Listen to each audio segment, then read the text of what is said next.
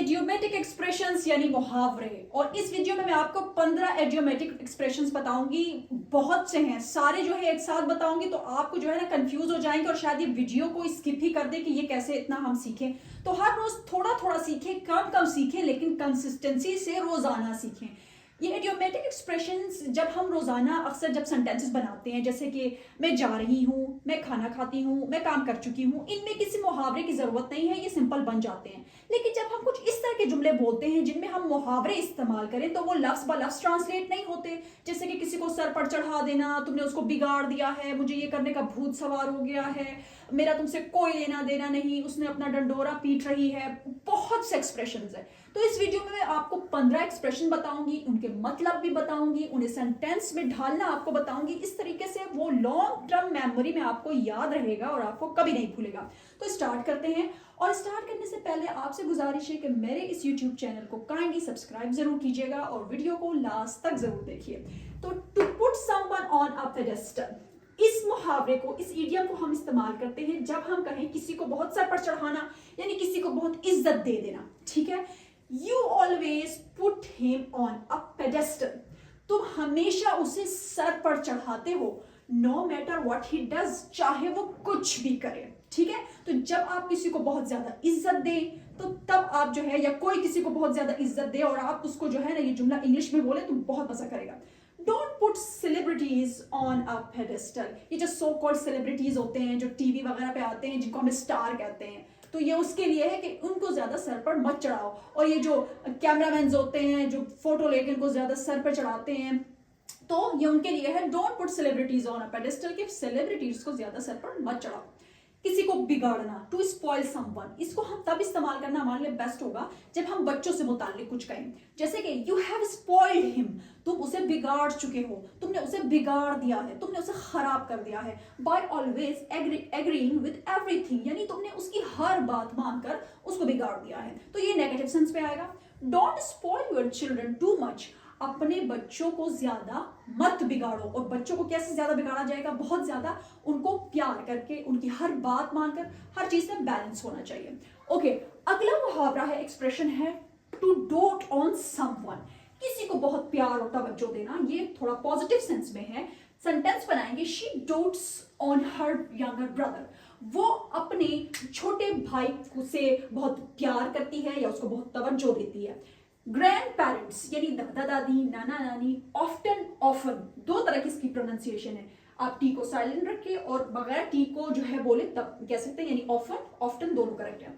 Grand parents often dotes on their grandchildrens, जो हमारे दादा दादी या नाना नानी होते हैं अक्सर वो अपने जो ग्रैंड चिल्ड्रंस होते हैं, यानी पोता पोती, नवासा नवासी, उनसे उनको बहुत तवज्जो देते हैं। ठीक है, अगला है four to get beaten by the pug, यानी अचानक कुछ करने का भूत सवार हो जाना, कुछ करने का शौक हो जाना। जैसे कि उसे खाना पकाने का भूत सवार हो गया है, ये करने का भूत सवार हो गया है, वो करने का भूत सवार हो गया। ठीक है, तो सेंटेंस में कैसे होगा? She has beaten by the gardening bug, उसे जो है गार्डनिंग यानी बागबानी करने का भूत सवार हो गया है।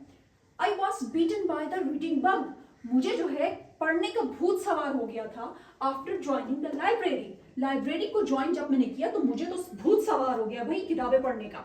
तो ये तो थे 4 एडियोमेटिक एक्सप्रेशन। तो चले मजीद कुछ और सीखते हैं।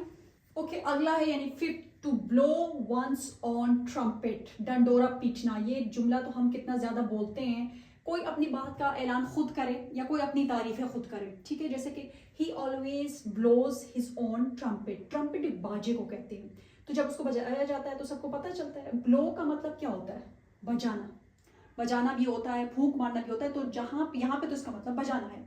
ही always blows his own trumpet, वो हमेशा डंडोरा पीटता है अबाउट हिज अचीवमेंट्स, अपनी कामयाबी का वो हर वक्त डंडोरा पीटता है। Stop blowing your own trumpet, यहाँ पे मतलब है अपनी तारीफें करना जो है ना, अपने डंडोरा पीटना बंद कर दो, अपनी खुद तारीफें करना बंद कर दो। एंड बी हम्बल, और आजिज रहो। आजिज बंदा कैसे होता है? जो कामयाब हो, नाकाम हो, खामोश रहता है, गुरूर उसमें नहीं आता है। ख्याली पलाव के लिए 6 हमारा इडियम है टू डे ड्रीमिंग, यानी दिन में ख्वाब देखना। You are always day dreaming, तुम हमेशा ख्याली पलाव जो है पकाते हो। अंडरस्टैंड द रियलिटी, हकीकत को समझो, यानी ख्यालों से बाहर निकलो। She is always day dreaming in class, वो हमेशा जो है क्लास में ख्याली पुलाव जो है वो पकाती है।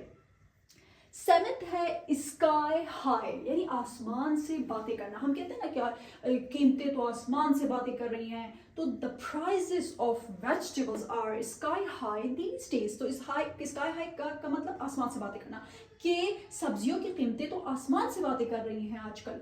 The rent of this house is sky high, इस घर का किराया तो आसमान से बातें कर रहा है, ठीक है। मेरे बस की बात नहीं, बियॉन्ड मी, ये वाला इडियम इस्तेमाल करेंगे।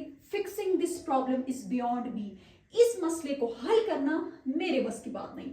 Telling lies is beyond me, झूठ बोलना मेरे बस की बात नहीं। तो हम फिलहाल कर चुके हैं 8 इडियम्स। अगले एक्सप्रेशंस हैं बहुत मजे के। किसी के आंख का तारा होना, किसी के आंख के तारे के लिए हम क्या इस्तेमाल करेंगे, यानी कोई आपके लिए बहुत खास है, किसी से आपको बहुत मोहब्बत है, तो to be the apple of someone eye, ये इसका इडियम है। एप्पल का मतलब यहाँ पे जो है ना आंख के जो गोलाई है ना, इससे इसको तशबीह दी गई है, तो ये तो बहुत इंपॉर्टेंट होता है हमारे लिए। My son is the apple of my eye, यानी मेरा बेटा मेरी आंख का तारा है, मुझे उससे बहुत मोहब्बत है। She is the apple of her father's eye, वो अपने बाप के आंख का तारा है, ठीक है। तो इस इडियम को आंख के तारे के लिए आप इस्तेमाल करें।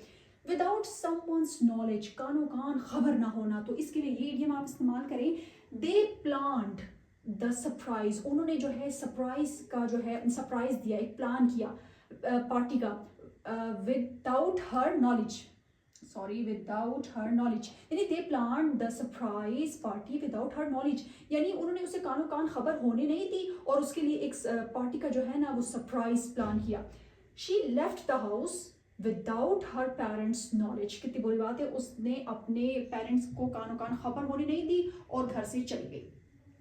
स्टूप सो लो, अच्छा इस इडियम का इस्तेमाल आपने तब करना है कोई अखलाकी एतबार से बहुत नीचे गिर जाए, तो इसके लिए आप स्टूप सो लो और फेल सो लो भी कह सकते हैं। जैसे कि आई कांट बिलीव, मैं यकीन नहीं कर सकती, ही स्टूप्ड सो लो, कि वो इतना नीचे गिर गया। स्टूप यहाँ पे सेकंड फॉर्म होगी क्योंकि मैं इसको पास्ट में कर रही हूँ। Stooped so low just to take revenge, कि वो जो है रिवेंज यानी इंतकाम लेने के लिए इतना नीचे गिर गया, मैं यकीन नहीं कर सकती। He fell solo, यानी वो इतना नीचे गिर गया that he betrayed his own friends, यानी उसने अपने दोस्तों से गद्दारी की। तो जहां भी कोई इखलाकी एतबार से गिर जाए इस इडियम को इस्तेमाल करें। मजेदार, दूर की बात है, आउट ऑफ द क्वेश्चन, यानी ये काम मुमकिन ही नहीं है, यानी cooking is out of the question, I can't even boil an egg, लड़कियों के लिए एक जबरदस्त जुमला, खाना पकाना तो दूर की बात है, मैं तो अंडा नहीं उबाल सकती। Walking is out of the question, यानी चलना तो मुश्किल है, चलना तो दूर की बात है, चलने का तो सवाल ही पैदा नहीं होता। आई कांट इवन स्टैंड स्ट्रेट, मैं तो सीधा खड़ा भी नहीं हो सकता। ओके जी, अब आखिरी जो हमारे पास 3 इडियम्स रह गए, लेना देना नहीं, नथिंग टू डू विद, यानी रिश्ता खत्म। I have nothing to do with him, मेरा उससे कोई लेना देना नहीं है। फ्रॉम नाउ ऑन, इसका मतलब है अब से। I will have nothing to do with you, अब से मेरा तुमसे कोई लेना देना नहीं होगा।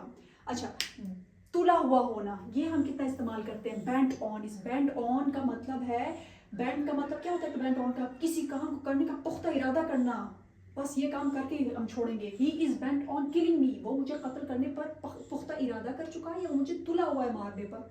आफ्टर द आर्ग्यूमेंट, यानी झगड़ा करने के बाद, he is bent on humiliating me, वो मुझे जलील करने पर तुला हुआ है, ठीक है। ओके, ये लास्ट वाला इतना मजेदार है, होने का नाम ही नहीं ले रही, ठीक है। तो इसके लिए देखिए बहुत से इडियम्स, हर एक उसके लिए इस्तेमाल हो सकते हैं, लेकिन मैं आपको वो बता रही हूँ जो ज्यादा स्पीकिंग में इस्तेमाल होते हैं। तो यहाँ पे मैंने इसके लिए ना 3 आपको बताए। There is no sign of, does not seem to be happening और जस्ट वॉन्ट। अब देखिए, बारिश रुकने का नाम ही नहीं ले रही। The rain shows no sign of stopping, मेरी शादी होने का नाम ही नहीं ले रही है। My wedding does not seem to be happening, या आप इसको इस तरह भी कह सकते हैं, My marriage just won't happen, ठीक है।